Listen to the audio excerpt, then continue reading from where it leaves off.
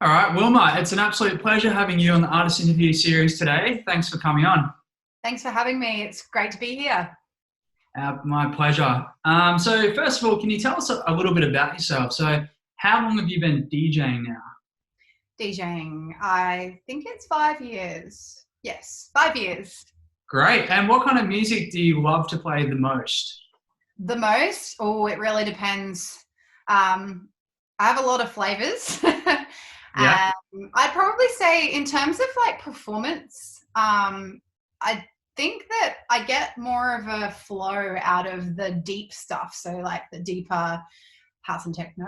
BPM range doesn't really matter, but yeah, it definitely has to be something a little bit more melancholic, you know.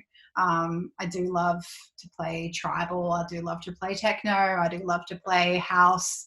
But yeah, I get into the flow a lot more easily if the tunes are a little deeper, I guess. Yeah. Yeah. Nice. I can definitely agree with that from seeing you play all these times. And what actually made you decide to learn to DJ? Yeah. So it's actually the production that came first. Um, I found it a little difficult, not going to lie, a little frustrating, like we all do. And so that's when I decided to buy a set of decks.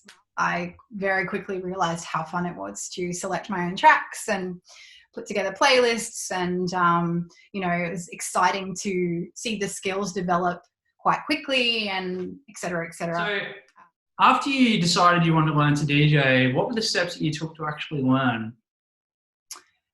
Self-taught completely. I didn't take any lessons from any other DJs. Aside from, I had a friend staying with me, Rafe Shola, who is a production teacher in South Bank, in Brisbane, at the TAFE. And yeah, so he was actually in town shortly after I purchased the decks when I was living in London, and he gave me a few pointers. That's for sure. But mainly YouTube tutorials was my go-to avenue of learning what to do and what not to do. Trial and error as well. Yeah. Obviously, I'd already had a basic understanding through doing sound design. So I understood EQing and, things like that, the basics. So yeah, I And would say the internet. Would be the answer. definitely. And how long did it take you to go from when you first jumped on your YouTube tutorials to when you got super confident with your DJing?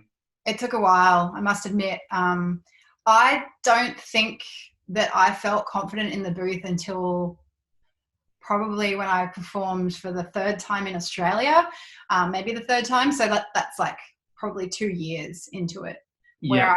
I was comfortable in the booth and I was getting the reward of performing as a DJ, rather than just at home as a bedroom DJ. So while we're on the topic of your first DJ gig, was that the one at Calculate? No, actually, because as I said, I did start to learn in London, Yeah. and I was given an amazing opportunity to perform at a warehouse party in a really dope location, which was quite close to Hoxton in London, and sort of like northeast. And a bunch of my good friends, because I've always been really into the scene and like whether it be underground or whatever. I've always loved music, and so going to events has been a hobby of mine for a long time, since I was maybe 17. So yeah, I already had quite a lot of friends who were performing and playing, making spinning tunes, etc. And so yeah, I was invited to play at this warehouse party, which was great. It had an amazing setup, projections, etc. So that was terrifying for me because it was my first gig, and I knew the people who were playing that already had quite a big following in London, and yeah, it was terrifying. Absolutely. Yeah. And so how did you actually go? I actually had it recorded, so I was able to hear it back and learn from whatever mistakes I made at the time. It wasn't too bad in hindsight. At the time, I thought it was crap. Usually takes me a little while to give myself those pep talks and remind myself that I am my own worst critic. I think most of us are. And we hear things that other people don't hear because we've done it, we've prepared it. I prepared the set from start to finish, out of that security, need for security in what I was doing, which sometimes I still have to do depending on the event. Especially now, we'll go into it later, but using live cello in my sets. So yeah. I would say like I definitely wasn't happy with it, but the feedback was good. So Yeah, I can definitely relate with you as well on the being your own worst critic. I think it's when we're obviously the most invested compared with everyone in the entire world in our own music. Yeah. So I think that's why it's so much easier for us to pick up these little things that no one else are actually hearing, and things that, like, in retrospect, a lot of the time don't even matter. Like, it might be one little wobbly mix that goes out for half a second. But at the time you go, no, it's crap, know? Yeah. In retrospect, you can just put it up. No one's going to care. Yeah, that's it. And they don't. And they really don't. But I do. That's the thing. And I can't. It's difficult. It's a difficult attribute of your character to control. I still have to deal with it sometimes. I still have to pep talk myself out of it. And, not every gig is going to be the best gig, and you are going to make mistakes along the way. And that just means that the ones that do go well are that much better, right? 100%. And on that topic, what has been your favorite ever DJ gig and why? This is a tough question. I don't know. Like, I do know, but I don't know. Can I give you my top three, because it's hard to pick between, and for different reasons. All of them have been fairly recent, which is quite normal considering, you just continue to learn and get better and grow as a performer. And I would say one of the major highlights of my career in mixing would be at a club in Brisbane called Subrazer. And that was in January this year, where I was lucky enough to support one of my inspos, one of my favorites. I say one of my favorites because I have a lot of favorites.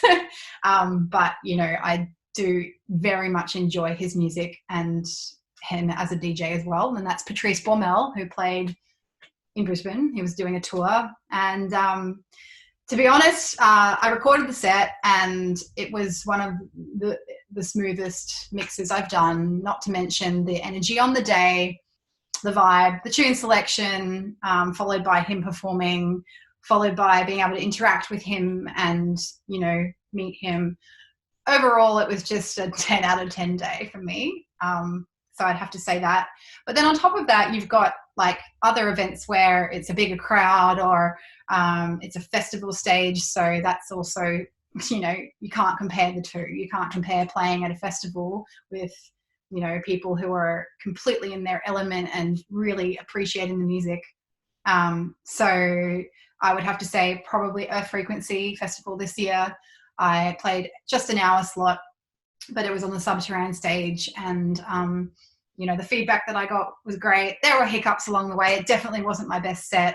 There were a few technical issues. However, it was the overall energy of the performance and the music that I really enjoyed playing, and that would have to be number two. And then number three, I really need to mention, because I did say earlier about the club Elsewhere on the Gold Coast, which I was a regular at when I was studying my degree. And after many years, because I wasn't a DJ back then, after many years, I was invited to come and play at Elsewhere. And I'd been waiting for that call for so long because Elsewhere is very close to my heart. And my dear friend Butters was also on the bill. So it was kind of like our event, Butters and Wilma. And it was a heaving dance floor. It was just everything that I had hoped for that venue. And and it was such a nice surprise for the audience, because I don't think they ever had an electric cellist perform whilst mixing, so and it's a bit of a younger crowd there too, so it was definitely something they hadn't seen before. And also getting to play with my friend was great. So we did a bit of a back-to-back thing too, and I have to point that one out because it was definitely a highlight. I had so much fun. So unreal. And speaking of which, what is your favorite part about DJing? Favorite part? Like when you're in that moment, what's your favorite part? That is an easy one. Definitely the music, the tunes. So I often have my eyes closed, or I'm not engaging with people, which is something I'm trying to work on. But the problem is I get so involved and consumed by the tunes that I sort of leave the place.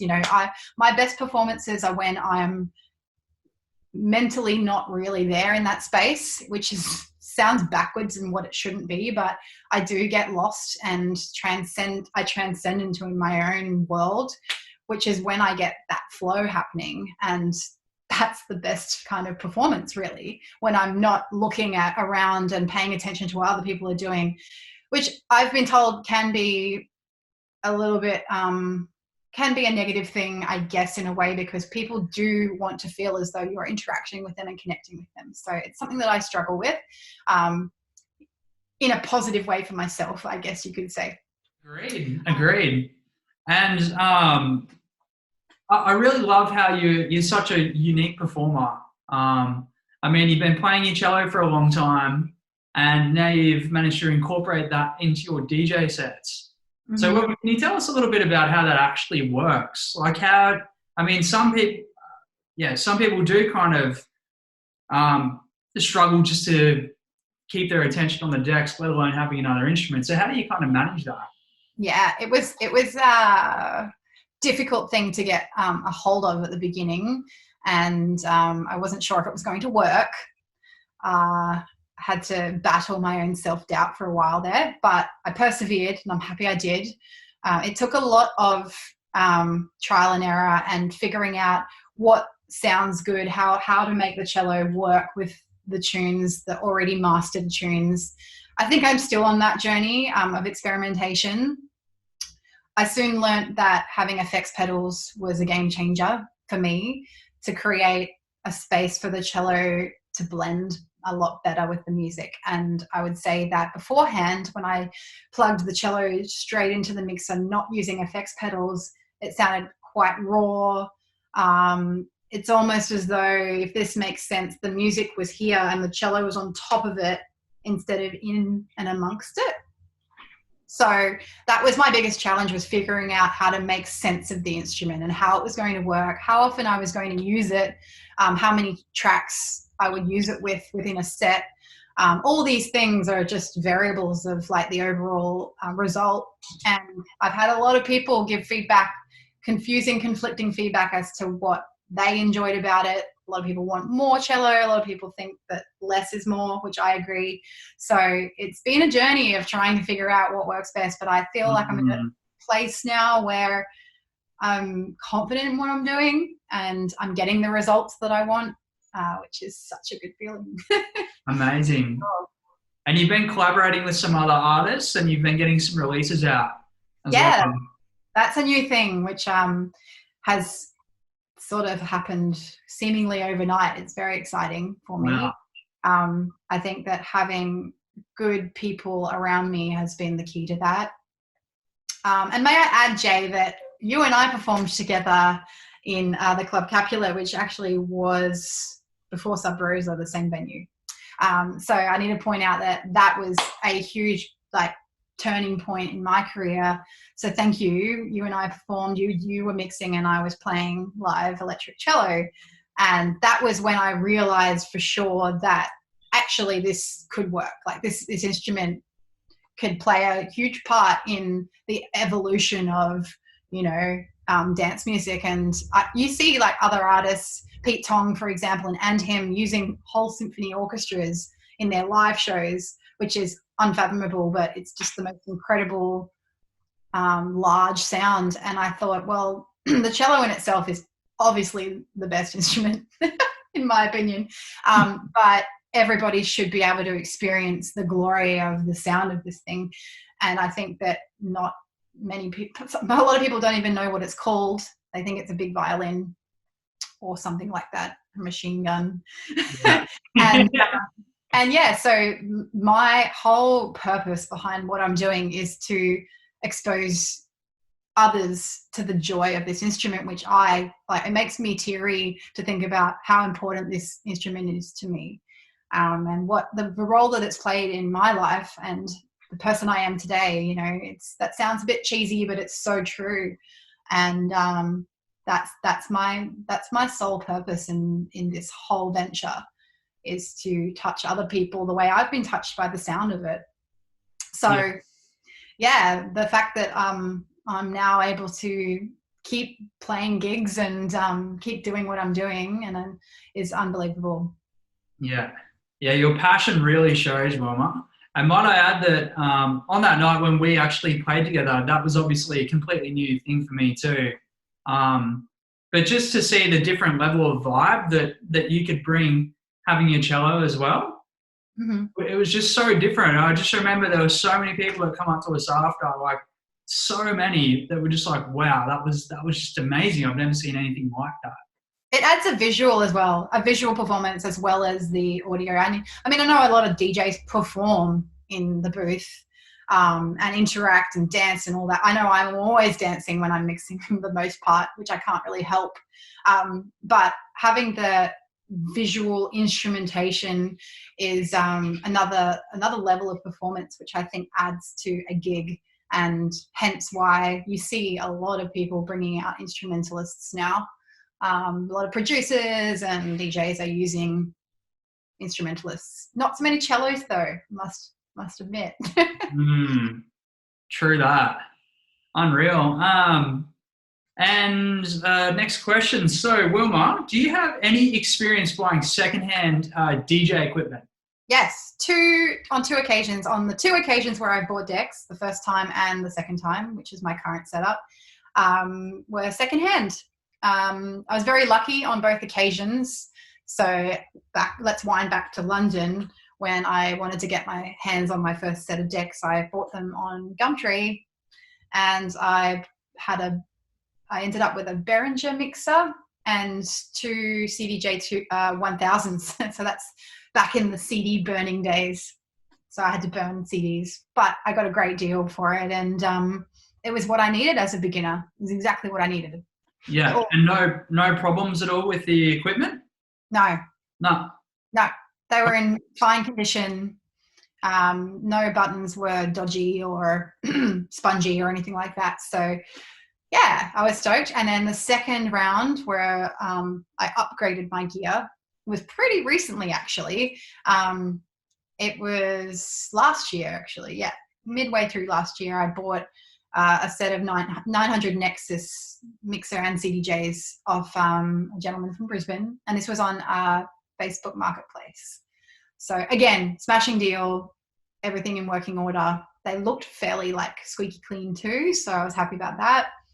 Currently, they need to be serviced because I have had a few issues lately, but it's been a year, so not too fussed about that. It happens. Yeah, to be expected for sure. And one really cool thing about you is your social media presence as well. Like, you're super authentic on social media, and I feel that you show people a lot about yourself. So how important is it to build your brand as a DJ? And I mean, what's your approach to that? I'm glad you mentioned that. It is a fine line, and I have questioned, in the past, how much to share of myself and how little.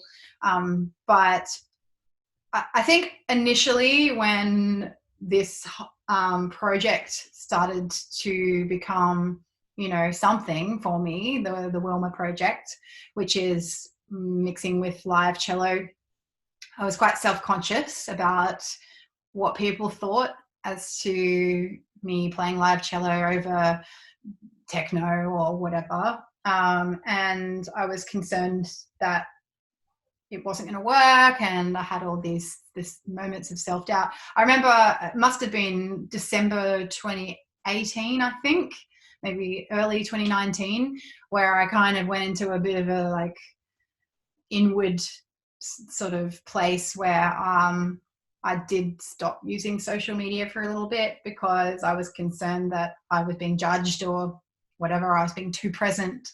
So I pulled back a little bit. And I think since then, I have found a happy medium of delivering a lot of content and, audio and visual content, but also every now and then sharing a few personal details that I feel people will empathize with or people could relate to, just to show that, I'm living a normal life like everyone else. And, I do want to connect with people online as well, so that, I don't have to put on an exterior that's fake, or, a lot of people on Instagram, for example, are trying to present themselves a certain way where they're always, living the dream and they're perfect and, whatever, they're photoshopping a lot and everything, I throw in those posts as well, but I think it's good to also share the things that we struggle with as well. So that, people feel connected to you without oversharing too much. I feel like Definitely. I love it. Now, at the moment as well, everyone in the music industry is kind of suffering through COVID. So all the, obviously none of the clubs are open. There's no gigs. So can you tell us about a couple of things that you're doing at the moment that's kind of like getting you through and keeping you really motivated? Because I know you're super busy. Yeah, surprisingly.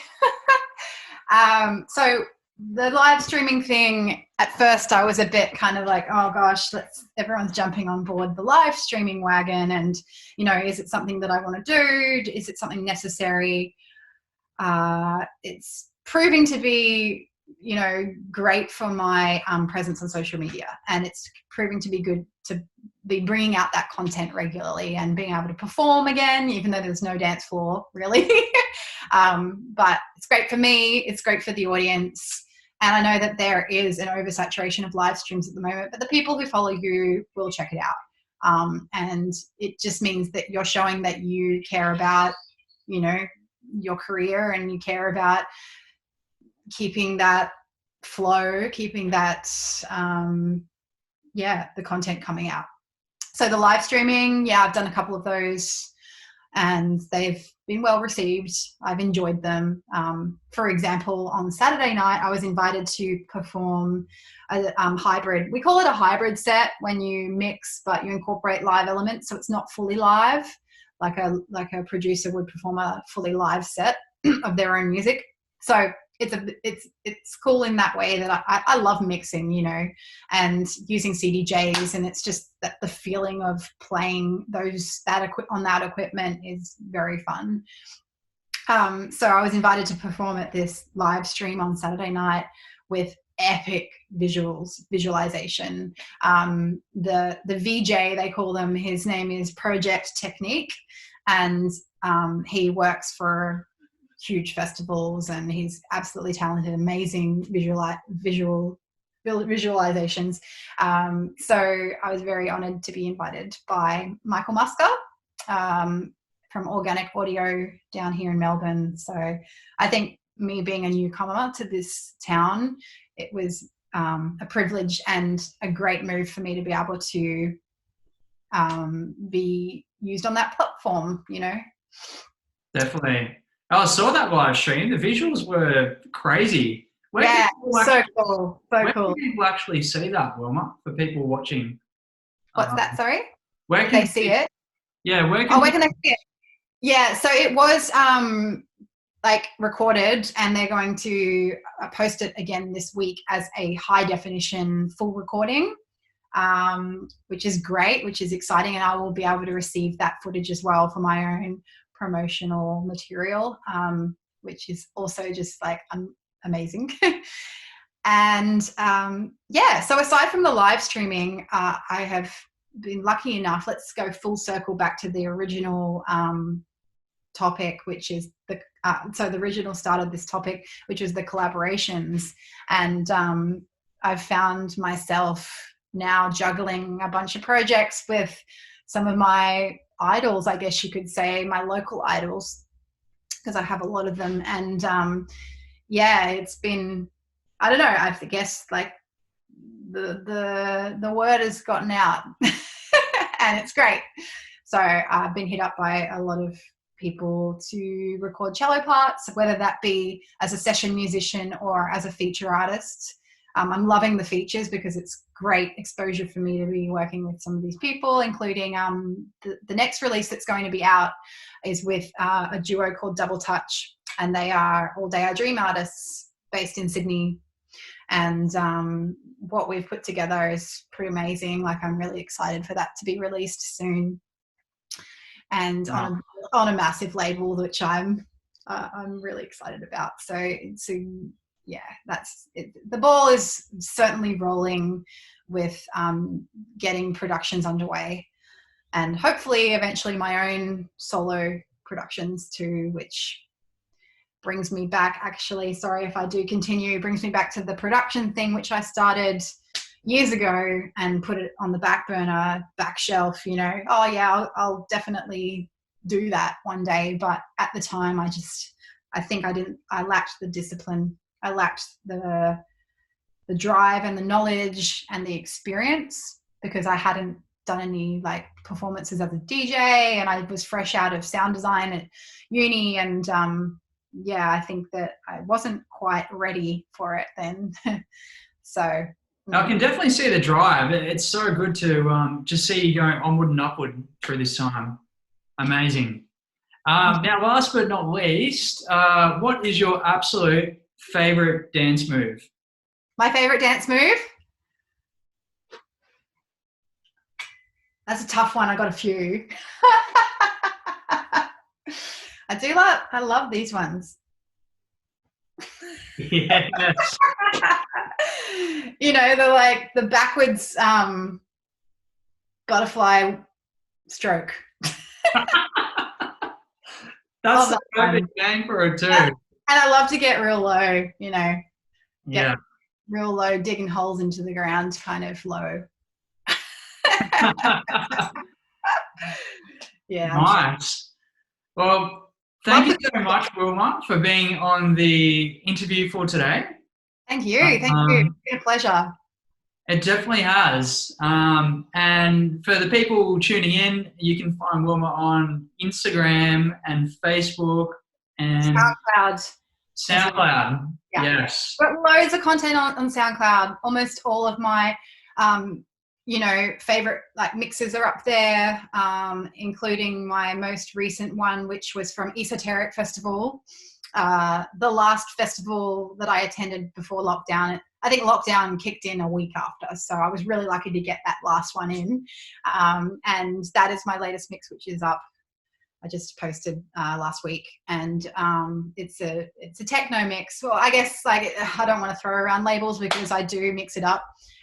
So there's a bit of techno in there, there's a bit of house, but it's a pretty fierce one. So if you're in the mood for getting down like I am usually, I'd check it out.